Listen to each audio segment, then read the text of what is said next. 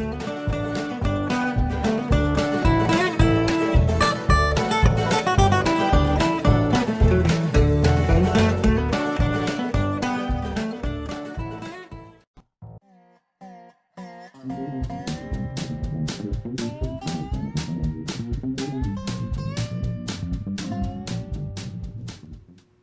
guys, welcome back. It is May 1st, 5/1 today, and we are working on getting the rings on the pistons, putting the pistons in the block, pistons and rods in the block, and probably put the governor together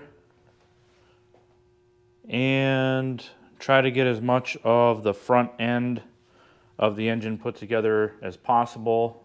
The front engine plate, got to make some fold over locks, and that's pretty much as far as we're going to be able to get because we're waiting on some parts from Connor. So we can't put the cam in yet because we don't have a key for the cam. We don't have a drive gear for the live hydraulic pump, so we're going to need that. Probably a key for that as well. Oh, I can't put the governor together all the way because we don't have a seal for the backside of the governor, so we're waiting on that. So we've got some things that we're waiting on yet before we can really make some big progress. But what we can do is get the rings on the pistons, get the pistons and rods in the block, torque everything down, put mechanics wire on everything, and put the front engine plate on, and try to get as much of the governor together as we can. So we're going to go ahead and do that, but let's jump right into it. I got the rings right here. I know you guys can't see. I'm going to adjust the camera in a second, but you've got an oil ring. You've got 2 scrapers, and you've got your compression ring. And the reason I call them scrapers is because they're beveled on the inner edge on the bottom side, and that helps scrape the oil out of the cylinder and back down into the crankcase, you know, any excess oil. So that's why I call them scrapers. But anyhow, let me readjust the camera and we'll start putting rings on. All right, so now I don't have any soft jaws for my vise. I just haven't gotten around to purchasing any yet, but I'm extremely delicate with this. Okay, I give a little bit of space so the piston isn't rubbing on these corners of the regular jaws on the vise, but it is doable as long as you're careful. So let's go ahead and put this oil ring on. And you just, again, Squatch and Squatch Senior have covered this a lot in their videos, but I'm just doing it so you guys have some content to watch. So then we go with the, oh, that's not what I wanted to do. Try not to let go of the edge of the ring that goes, you know, the top and bottom, the thinner steel rings that go above and below the oil, corrugated oil ring, because it's kind of difficult to get a hold of them if you let them go. Just kind of work your way around, let them drop into place. And then, now Squatch has a very nice ring expander. I just have this generic one. I think I got it from O'Reilly's for like $11. It works great as long as you're careful. So the next 2 are the scraper rings, and they have both the bevel, which goes down, and then most of them are marked on the top side with either, these ones are stamped top.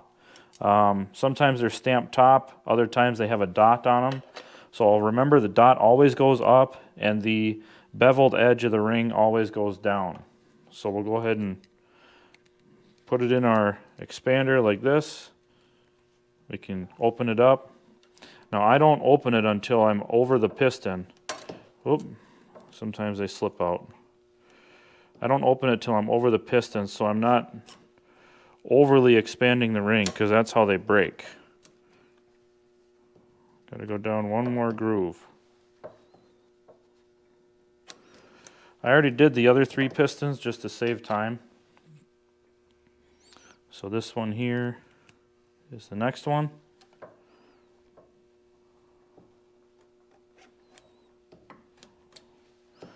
down just enough. And we always stagger the gaps about 90 degrees from each other. And then we've got our top compression ring.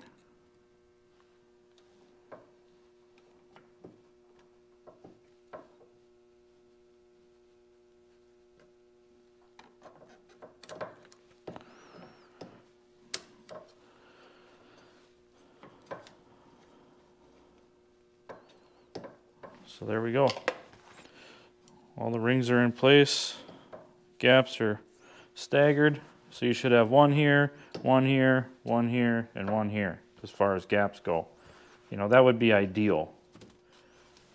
Reason being is if you align all the gaps on the piston rings, then you have more chance of two things: air escaping by in that one spot, and also a wear pattern happening in the cylinder where all these ends come together if they're all aligned. So we don't want that either.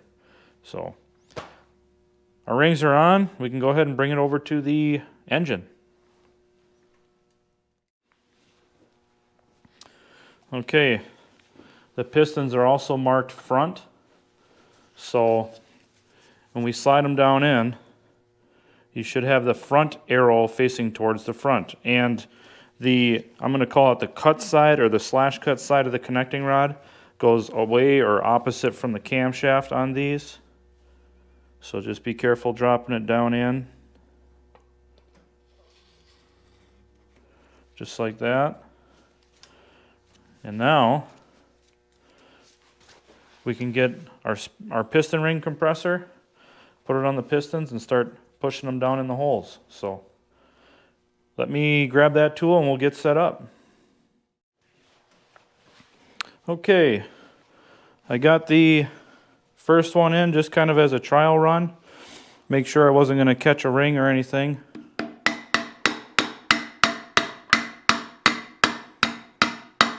So I'm just using the rubber side of my mallet.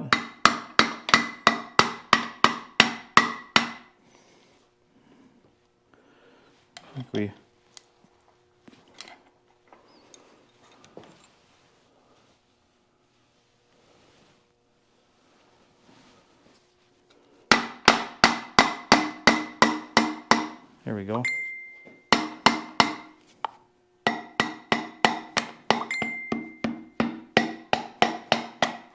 Just like that. 2 down, 2 to go.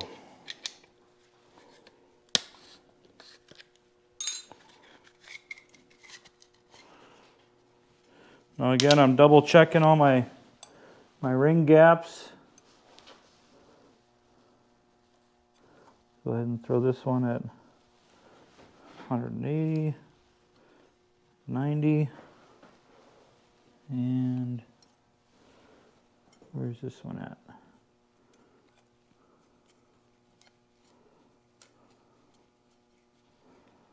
Right there, right there, right there. Just trying to make sure none of the, all right. So what I like to do is lift it up a bit until we get our compressor on there.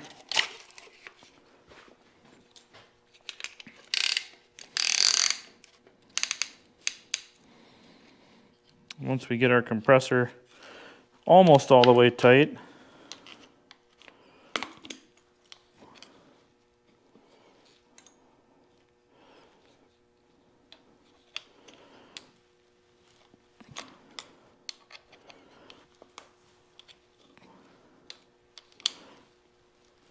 okay, it's about as tight as she's going to go, so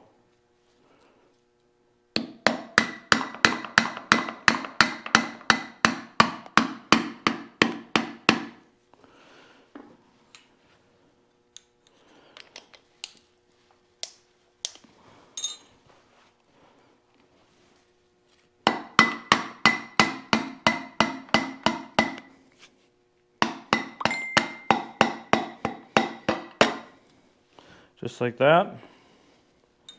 3 down, 1 to go.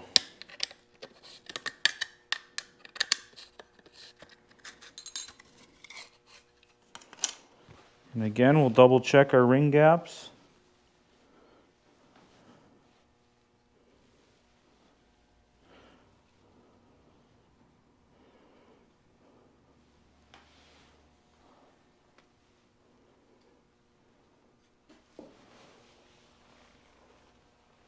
That one's good. That one's good. Last one. Whoop. Gotta lift it up first.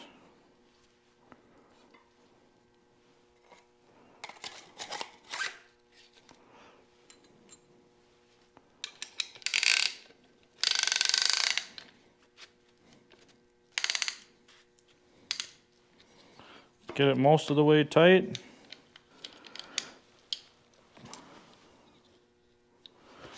Okay.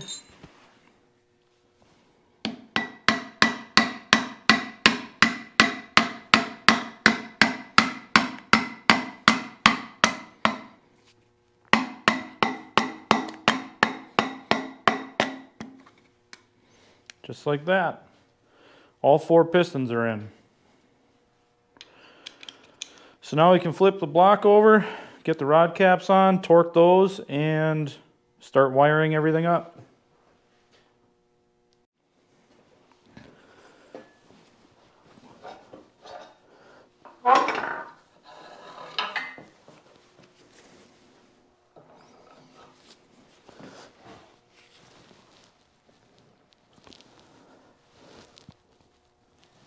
All right.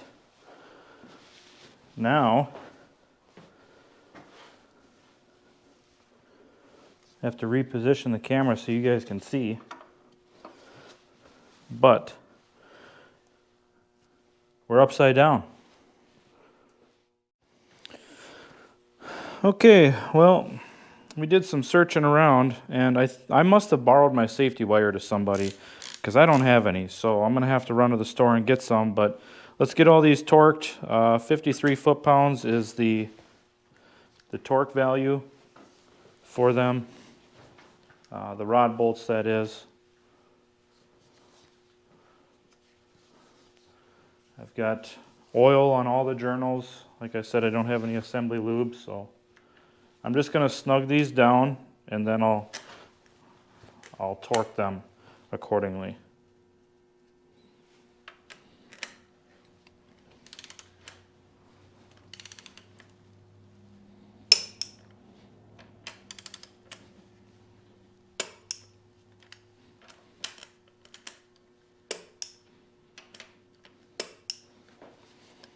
Okay, one is done.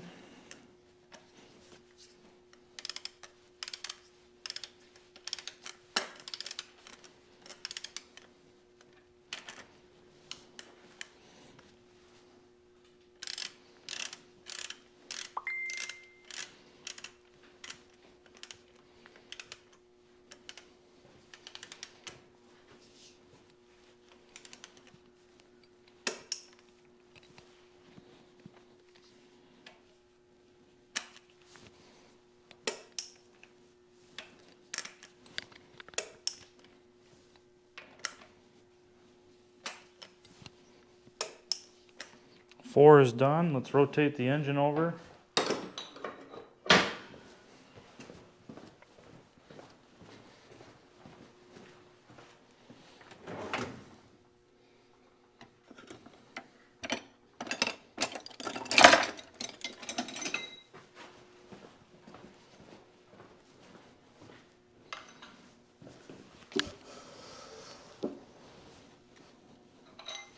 There we go.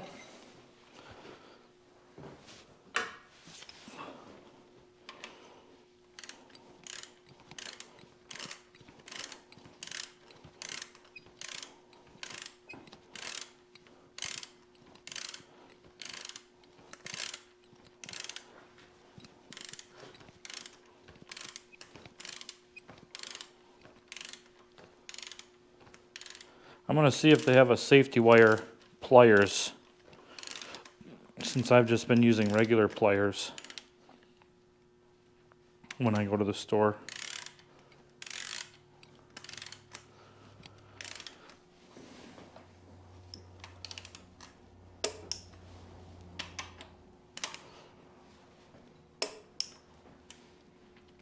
Double check them.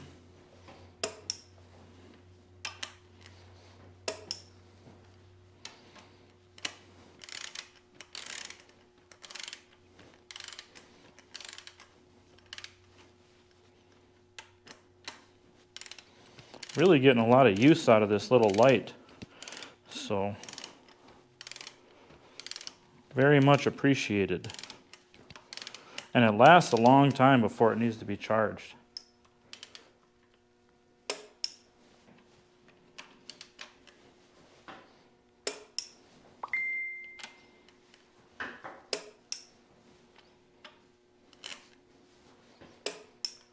All right, everything's torqued. Let's roll it over and make sure we don't have any binding anywhere.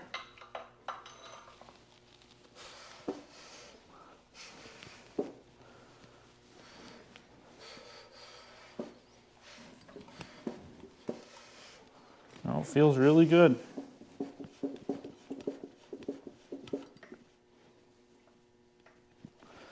All right. Go ahead and set it in that position. And now it's off to the store so we can get some safety wire. I'll be back. Okay, we've got all of the mains done, 3 of the rods done. I just got this 1 rod left. I figured I'd save you the trouble of watching me do all of them, and now you can just watch me do one. But I actually kind of developed a method here. If you've watched previous videos of both mine and Squatch's, you always want to have the safety wire twist portion, or the intersection where you're going to twist it, where they're pulling the bolts tight. So I don't know if you guys can really see it. As luck would have it, that flashlight that I had here died. So it's on the charger right now, but as luck would have it, that's just how it goes. But anyways, the wire comes through the hole in the bolt this way, and since the bolt tightens clockwise, it's going to pull towards the twist in a clockwise manner. Same thing on the other side. It comes through the bolt this way and then comes around and pulls that bolt in a tightening manner. I did pick up a safety wire pliers while I was there for $9. I figured, what the heck? But I'm not too fond of it. Maybe I'm just not used to using it. But I've just been doing it by hand because I can't tell you how many wires I've broke now doing these, just trying to use the safety wire feature on these pliers, but I kind of bend them down in place so they're not in the way of anything. And that's all there is to it. So we've got the safety wire on all the mains, all the rods. Oh, real quick. Something to kind of help you guys along in this is when I come through, if I've got a bolt that the hole is facing away from me and I need to pull it in that direction of rotation, I will pass the wire that's coming out of the bolt underneath this crossover wire, and that helps keep it down so it travels around the bolt instead of over the top of it. So that's just a little cheater tip that I've used, or veteran's tip that I'll give you. So all the wires are done for the mains and rods. So we can move on to, I think I'm going to do the rear main seal actually and get that done. We can put this plate on and we won't have to worry about anything else in the rear section. Then we can move on to the front. So okay, we're going to go ahead and get the rear main seal installed. I already pre-oiled the seal itself. I've got high tack on the gasket. And a big reason why, when I mount these to my engine stand, I space these out for the washer with all these washers is because I won't be able to get to the bolts for the rear main seal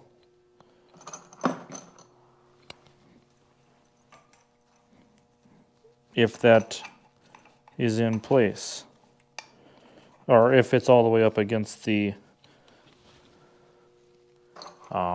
engine stand mount. So just a little veteran's tip.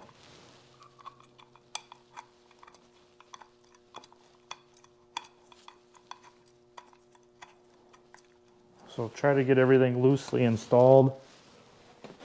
And then we got to line up all of our holes in the gasket, which is a challenging part in itself.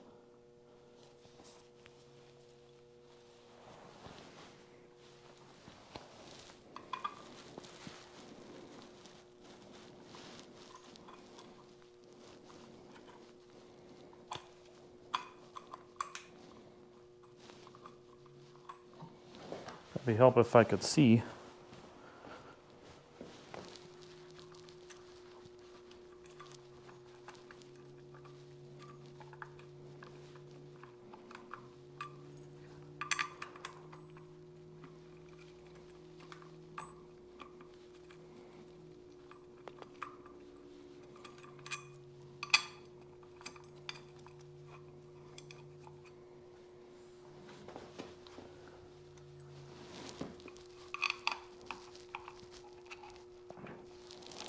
Let's try and get these two halves kind of brought together. Maybe that'll help get everything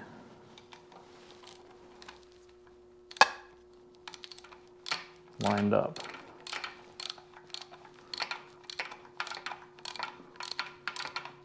Oh, crap. Well, one step forward, one step back. I forgot to put the two gaskets that go between the halves in there. So, let's start over.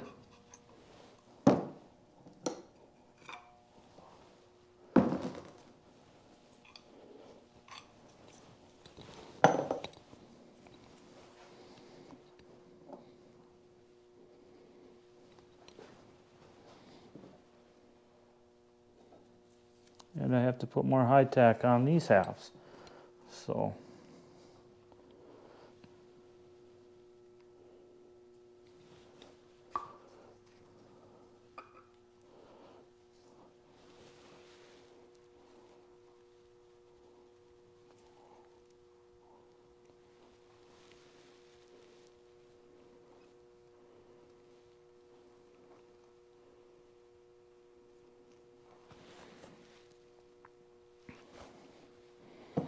okay.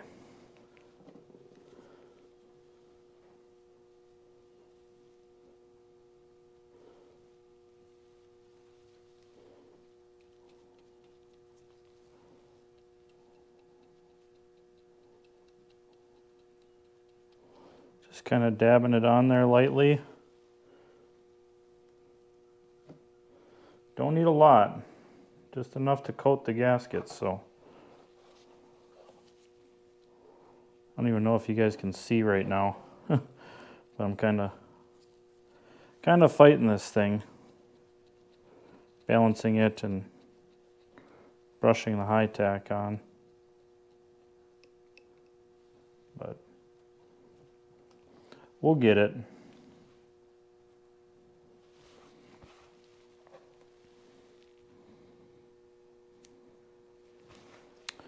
All right, let's try this again.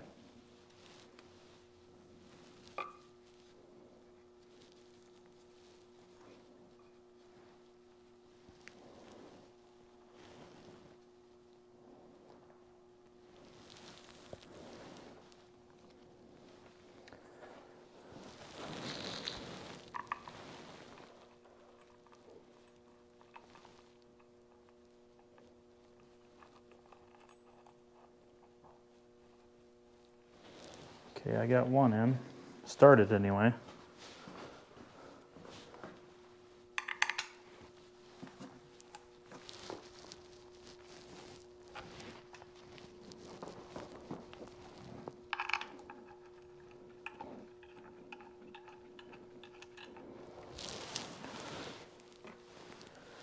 Another one started. Another one started.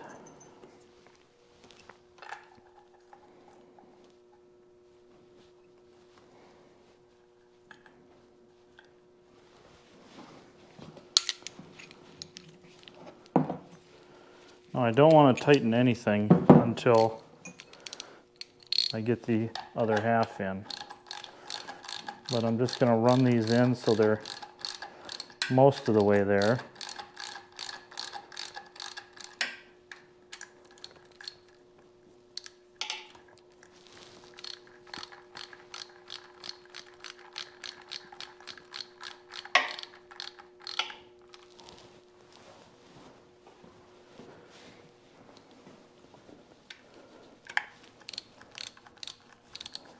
You can see how if this thing was up against the, completely up against the engine stand, I would have a really difficult time getting to the rear main here.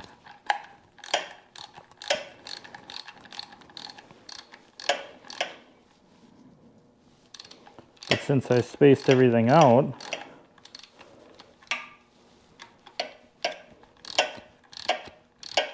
shouldn't be no problem at all. Okay.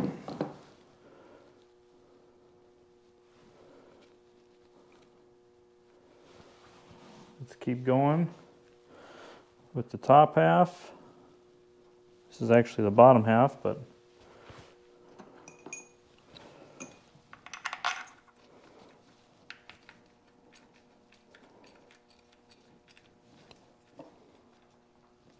okay. Got that one started.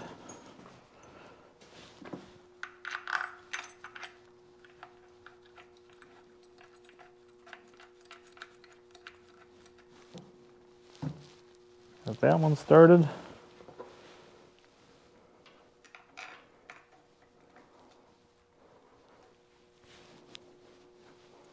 That one.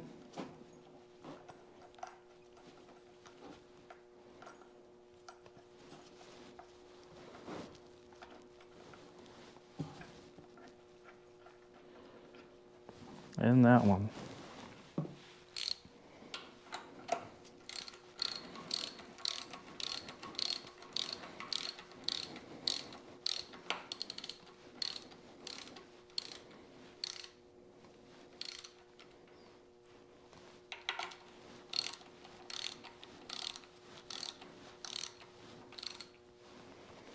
Okay. Again, I don't want to, this one's probably a little too tight actually. Don't want to tighten anything this way until we clamp down the seal this way.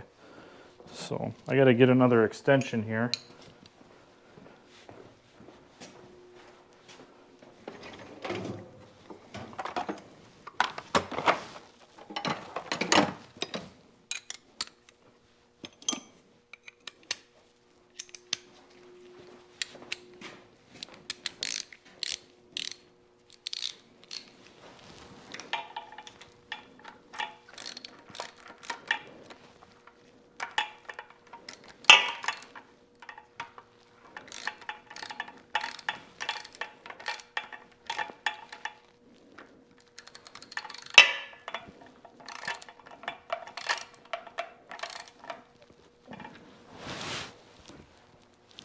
Try to draw everything down tight. Oop, I gotta move my microphone, I think. Let's put it there. My hoodie was kind of getting in the way of it.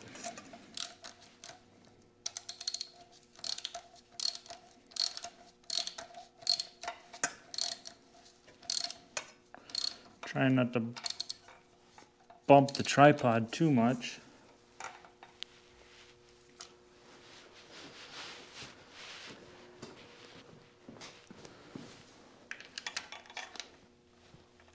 Again, don't over tighten this stuff because it is just aluminum.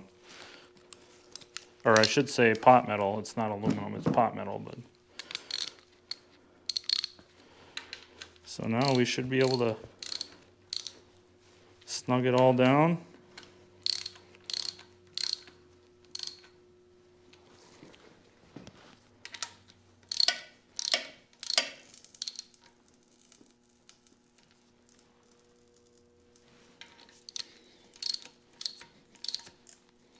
can hear a bunch of the air escaping out of that high tack.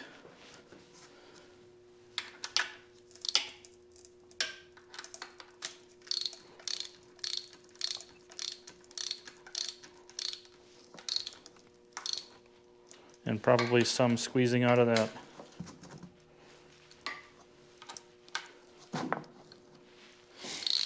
Oil around the rear main. There we go.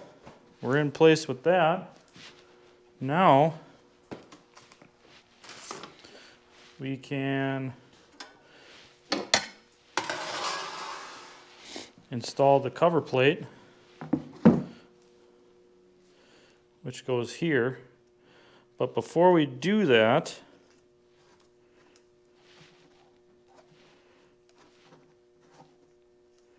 we got to trim a little bit off this gasket. You can see it's not laying flat here. So we'll trim a little bit off. And then we got to insert the 2 rubber plugs in these 2 holes. And that should be it as far as the rear main seal goes. So let me trim this gasket. We'll get these rubber plugs put in these holes, and we'll go from there. All right, we've got the 2 rubber plugs in place. We've got our gasket trimmed and in place. Now we can put our plate on. And I kind of figured this was going to be the hard part, was getting it over these plugs. There we go.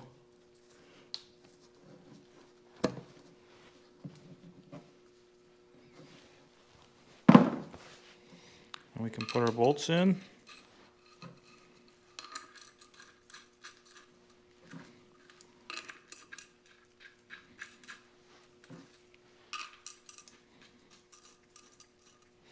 And tighten them down.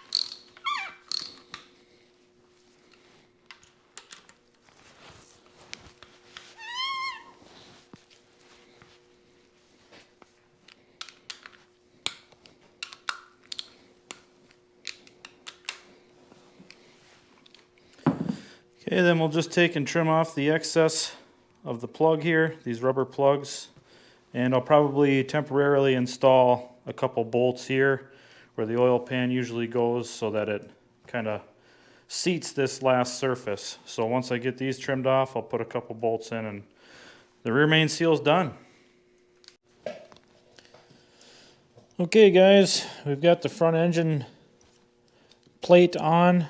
And we've got our fold-over locks in place. There's 4 of them. So those are all done. Took a while to make those just because I had to cut them in, or drill them first, then cut them a strip. You know, I drilled 4 holes, then cut a strip of those out, and then I cut each one of them individually and bent the tabs. But that's done. I've got some keeper bolts in place here with nuts on them, just to tighten that front cover against the gasket, because we're not going to be able to put the timing cover on yet because we're still waiting on a couple things for the camshaft. So until we get that stuff, this is as far as we're going to get with the front end, but I can install the idler gear, so we're going to go ahead and do that. Get some oil here on the journal itself for this bearing race.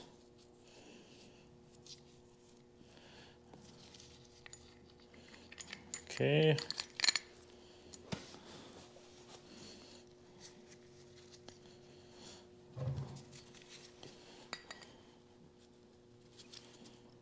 Now this this sleeve has to be slid in just right, otherwise it won't go in. So go ahead and, oops, sorry about that.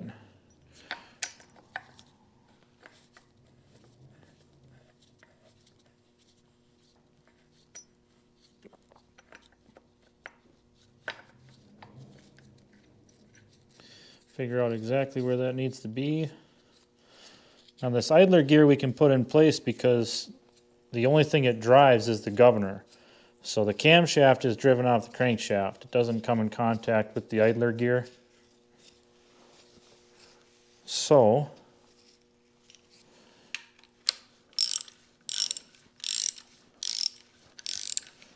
go ahead and put that in.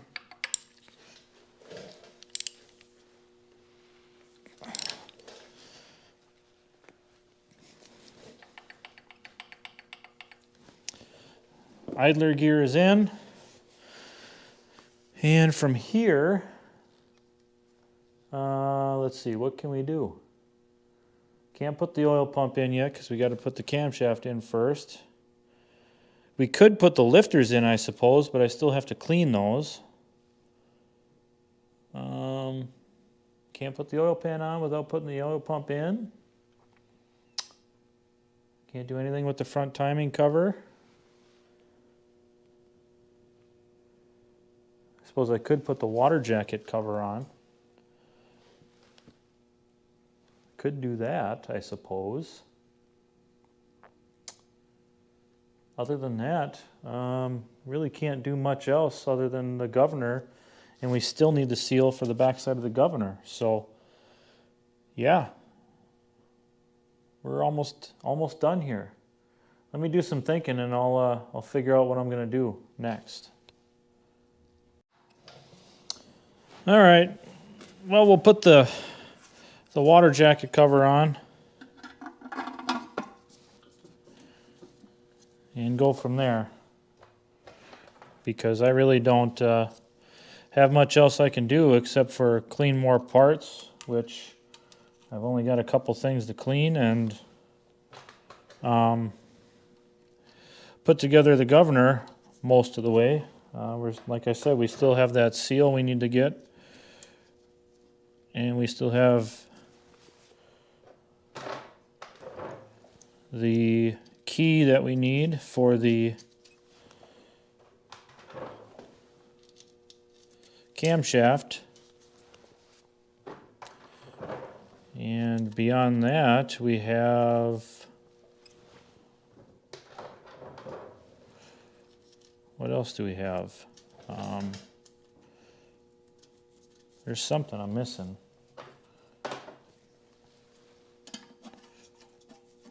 But I can't remember what it is, so. It's already on order, I know that. Whatever we're missing. I think Connor has it on order. Oh, he's also having his clutch rebuilt. So, waiting on that yet.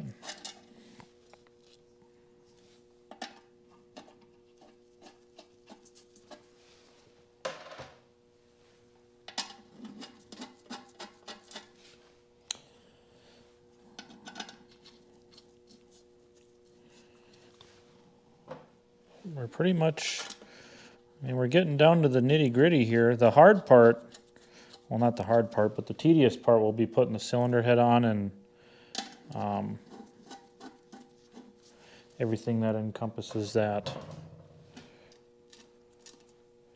You know, push rods, rocker arms, etc., etc.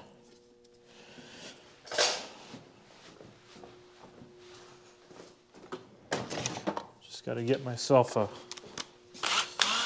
socket so we can snug these up.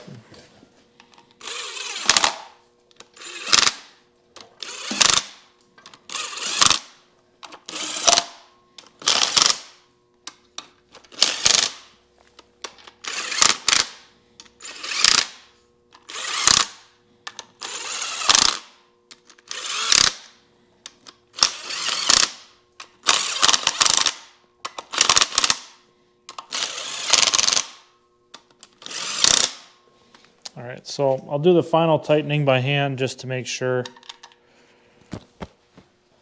that I'm not over tightening things, because these plates are very easy to warp.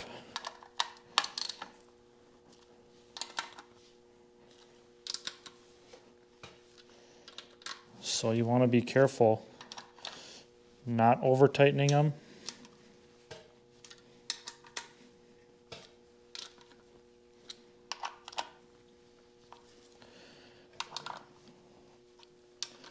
So I did use high tack on this one again instead of RTV. I normally would use RTV, but I haven't had good luck with RTV on this particular gasket, so that's the reason why I chose to try our high tack. Maybe it'll help us get a little bit better seal on this. Maybe not, but maybe. These water jackets are kind of hard to seal up, you know, when they're this age. So, okay, water jacket covers on. So, I guess we can move on to the governor. Stay tuned for that. All right, guys. Well, I'm pretty much cleaned up. I didn't really do anything else except clean more parts. So it's dinner time. I'm hungry. I've been working on this most of the day and just trying to, you know, work through what I can get done on this. I'm going to hold off on putting the governor together until we get the seal for it, because then we can just do it and be done. So yeah, we've got quite a bit done. Let's see. Idler gear's on, front engine plates is on, water jacket cover's on, rings are on, pistons are in, rods are torqued, mains are torqued, the rod and main bearing caps are wired, rear main seal is on. Let's see, off camera I assembled the oil pump real quick, and actually I disassembled this screen assembly, the pickup assembly, and there was a bunch of metal shavings and chunks of Babbitt and everything else inside here.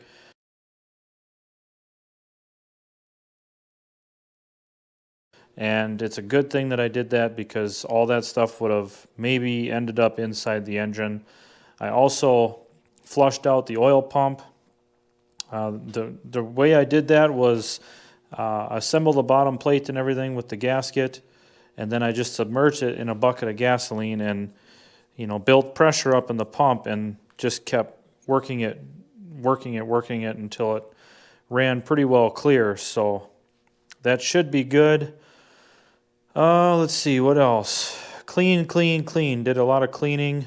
The front timing cover, we're ready to put the front seal and the felt in that. Rear engine plate, that's ready to get the rear gap hider, I guess you could call it, installed with the gasket. Yeah, I mean, everything is pretty well clean. This throwout bearing doesn't sound the greatest. I don't know if you can hear that. Sounds like there's a lot of grit in there. So I think Connor's ordering a throwout bearing. We still need a pilot bearing for the flywheel. Let's see, what else? Oh, I laid out all the governor parts so you guys can see that if you'd like. So this is everything for the governor. You got your gaskets, got the weights and drive mechanism, bolts. This is the actuating rod and cover or tube that goes from the governor to the carburetor, the housing and cover plate, actuating arm itself with key, You've got these two pieces here, which are the inner plate and the outer cover plate for this governor tube. You've got the internal actuating arm, pivot arm, I guess I'll call it. Another pivot arm with the needle bearings. This is the shaft for the pivot arm with needle bearings, and then the vertical housing. So there it is. The governor's ready to go back together. Pretty much, you know, we're just waiting on parts at this point. We can get the rest of it together. So that's all I've got. So thanks for watching. Thanks for wrenching with me. Hopefully you guys like the external microphone, wireless microphone setup that Hans sent us. And a big shout out to Pete359, because Pete sent us a socket set. And I actually have the perfect use for this socket set. It's going to replace my on-the-go tractor show socket set. So thank you, Pete, for that. Totally unnecessary, but very much appreciated. And with that, I will say see you later, because I'm ready to eat. So hope you guys enjoyed. Thanks for watching and wrenching with me. We'll see you next time.